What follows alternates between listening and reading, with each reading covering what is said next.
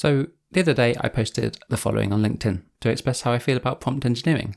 I said, the more I use ChatGPT, GPT-4, DALL-E, Midjourney, and everything with GPT baked in, the more I'm starting to rethink whether prompt engineering is a skill, a job, a qualification, or just some transient phase of UX that we're in while AI learns how to understand human input.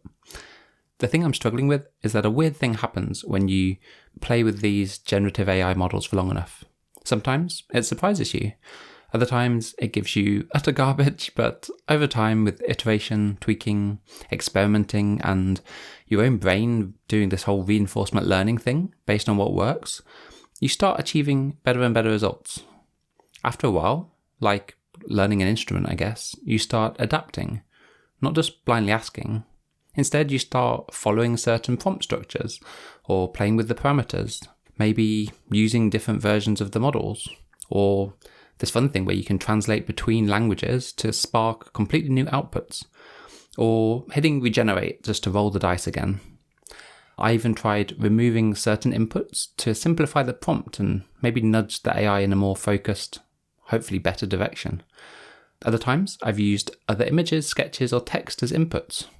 Or you often find yourself consulting a thesaurus and finding maybe some other words which evoke the creative output you desire. I mean, in reality, you're just asking ChatGPT to suggest other words, but you get the point. At some point, you're realizing that you're either writing code in the most loosely structured programming language ever, or you're a wizard, whispering spells and incantations into the ghost of the machine, just to enchant some whimsical output that it can give you. Or maybe you're just an early adopter, and everyone else is not doing this, and this is the UX workaround that you have to do, whilst the AI gets better at understanding what you want. To be honest, I'm really starting to wonder if the future of human to AI interaction just involves casting spells for a living. Anyway, let's discuss. The attention economy pits you against me.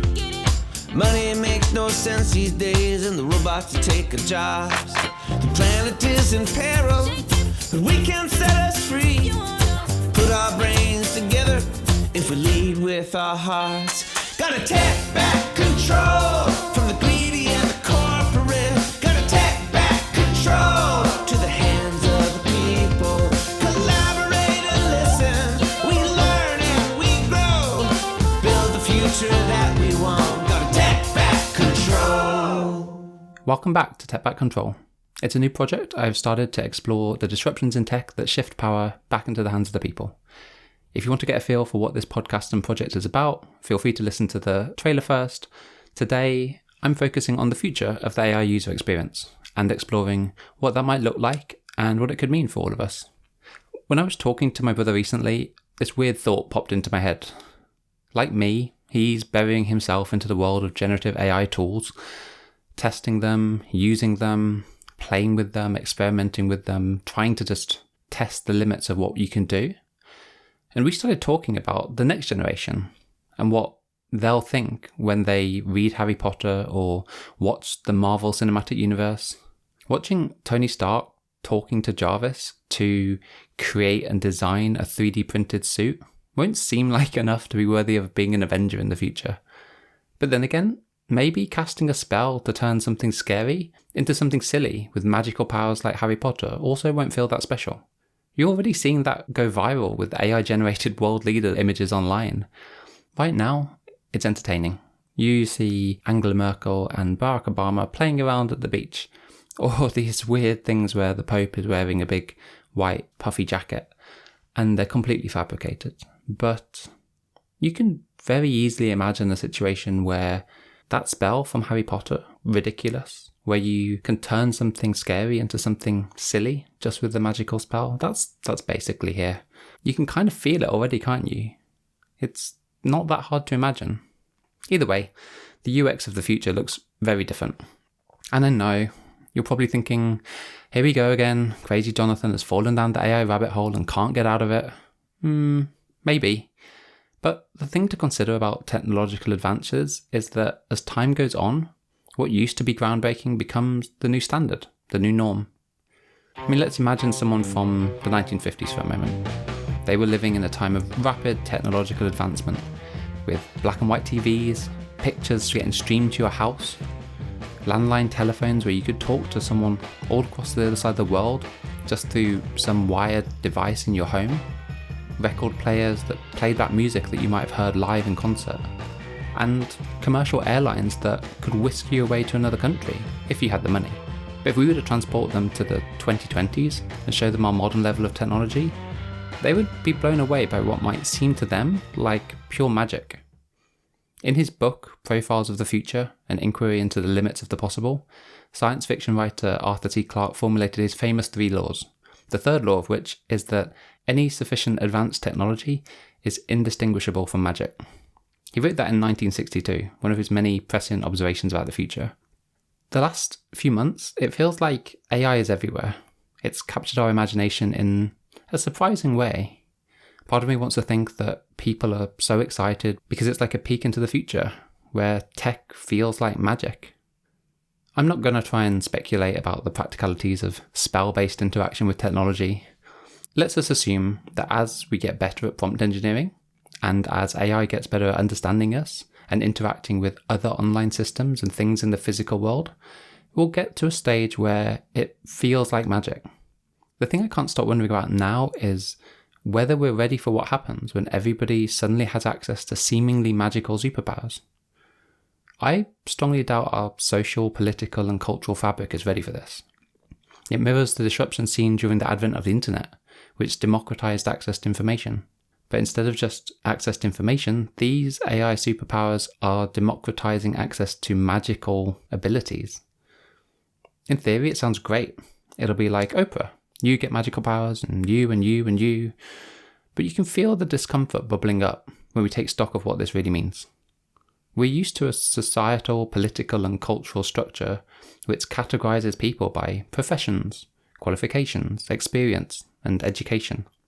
Suddenly, with these abilities, you're going to get people who don't need to fit in that mold, can break outside of those structures that we've had established for centuries.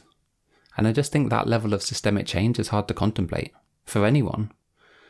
So don't assume that positive change will just happen around you, or it'll be easy to bring the good parts of these AI tools along with you in future.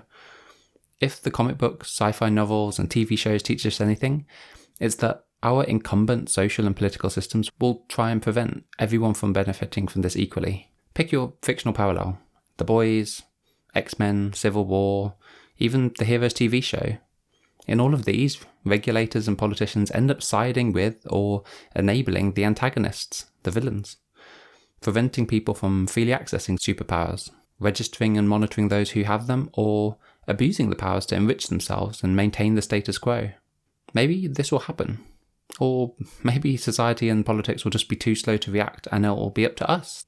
So there's really no time like the present to do the homework, enroll in wizard school, and start figuring out how you're going to use these powers, and start educating those around you and in your family to use them too. Whilst we talk about homework, we can't ignore that these AI powers, these wizard-like magical skills, also pose enormous unknown risks from abuse, misuse, and recklessness.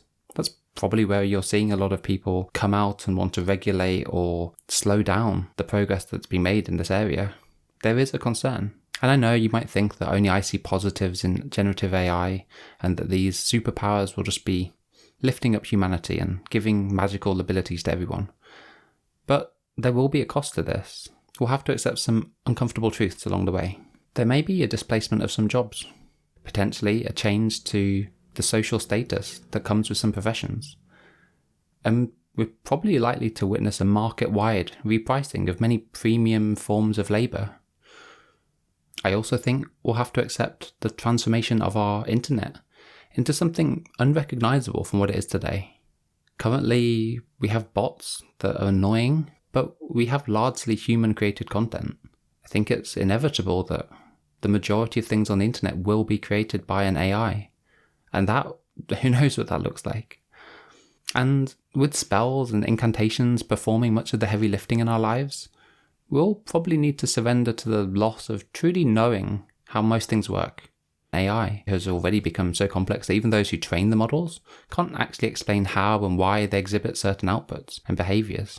I was talking to someone the other day who really felt like people at school needed to learn the fundamentals of things. That was the grounding foundation from which everything else was built on.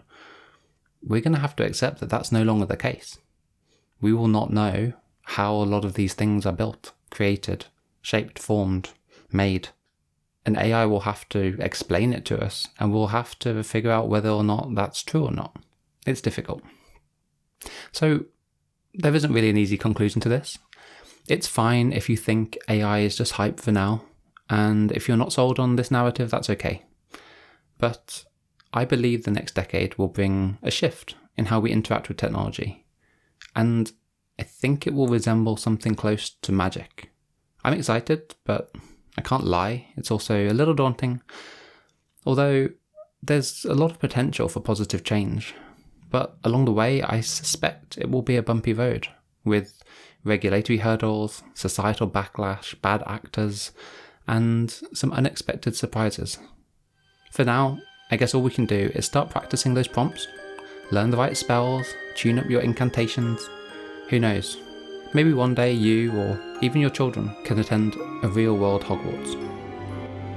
If you enjoyed this episode, please leave a review on whatever podcast app you're using, and if you want to get more involved in the conversation, feel free to join the Discord, links in the show notes.